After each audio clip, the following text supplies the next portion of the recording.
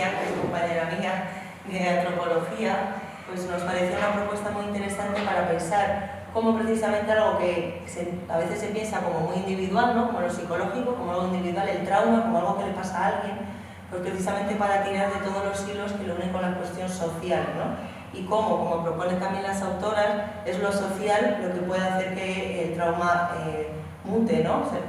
No sé si superarse es la palabra adecuada, pero desde luego se desplaza, produzca otras cosas. ¿Por qué surgió este libro, no? ¿Por qué dediqué un libro o sea, por qué busqué personas que se dedicaran a analizar un tema como trauma, el trauma que aparentemente pues, está muy lejos de la arqueología, que es mi especialidad, ¿no?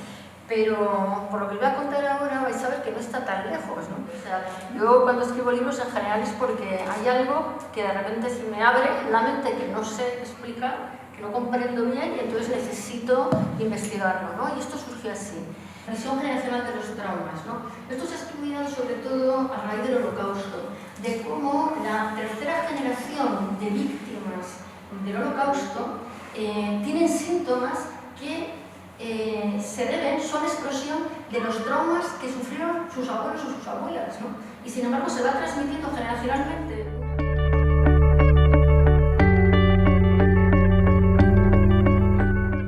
Preparando la presentación para hoy, me di cuenta de cómo estoy siempre capturada por la enorme importancia que el tema de la memoria tiene en mi vida. Hasta que de tanto leer a tanta gente que habían escrito sobre ello, sobre el tema de la memoria, desde todas las perspectivas, porque me metí con la neurociencia, y con la historia, y con los psiquiatras, y con los psicólogos, psicoanalistas, es decir, la memoria desde absolutamente todas las vertientes posibles.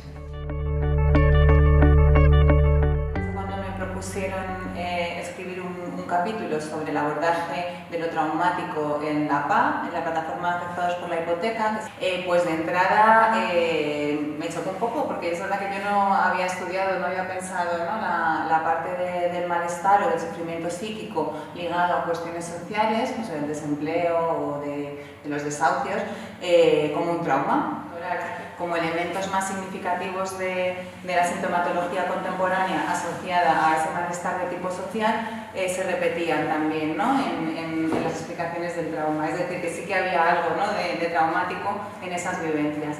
El tema de la vergüenza, que ya ha salido, ¿no? Que se instala cuando hay algo que es indecible, algo que se esconde. El tema también de la dificultad de dar un sentido o un significado, ¿no? a lo que me ha pasado o me está pasando, y el tema del aislamiento o la soledad, ¿no? que aparece cuando me enfrento al miedo y a la incertidumbre.